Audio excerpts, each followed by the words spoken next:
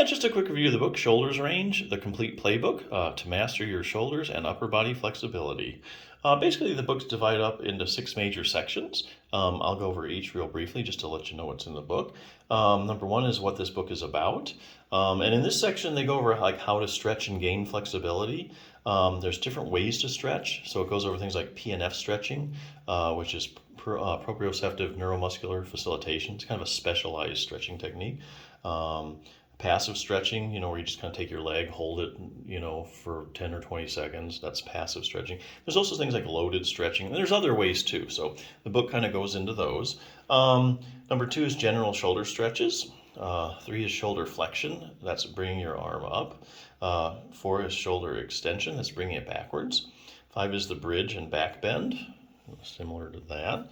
Number 6 is how to organize your workouts. So yeah, I think this is a great resources if you're looking, to improve your shoulder flexibility.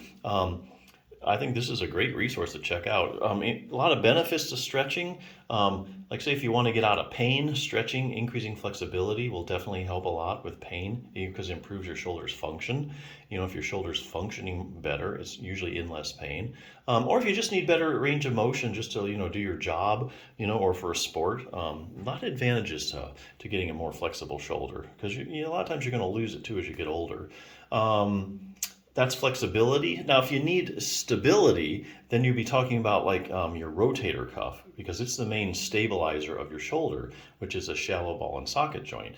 So the stronger your rotator cuff is, the more stability you're going to have because that ball is more firmly in the socket, which can solve a lot of shoulder problems as well. One resource I really like for that is the 6-minute torn rotator cuff solution for seniors.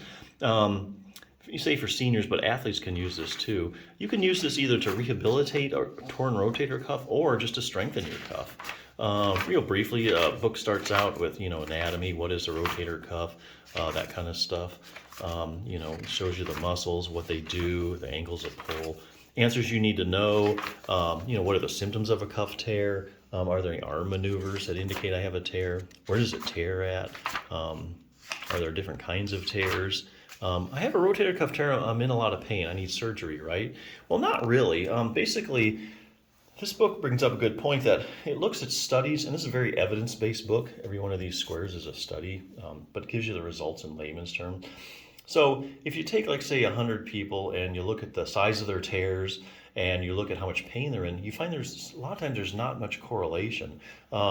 Sometimes, but not always. In other words, they can find plenty of people in these studies that have torn rotator cuffs, like big tears, and have no pain at all. They're asymptomatic. And likewise, they can find people with small tears that are in a lot of pain. So because there's really, not necessarily any correlation between tear size and pain, just because you have a lot of pain doesn't necessarily mean you have to have surgery.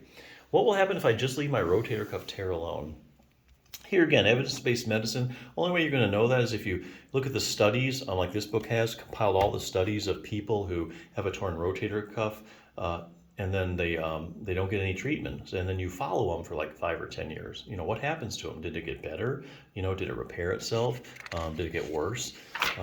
It's really the best way to answer that question. So how does exercise compare to surgery when treating my torn rotator cuff? Here again, evidence-based medicine, got to look at the randomized controlled trials. That's the best of the best studies to determine if something's effective. You're going to take, say, 100 people, a study where you take 100 people with a torn rotator cuff, 50 you're randomly assigned to surgery, the other 50 you have them do a good exercise program. Then you follow them for a period of time, like 6 weeks, 6 months, a year or two. Who does better over the long run? Come to find out, the results are quite consistent with all these randomized controlled trials of surgery versus exercise. Whether you have surgery or exercise, you're going to end up in the same place. So that I thought was really an eye-opener. That's evidence-based medicine.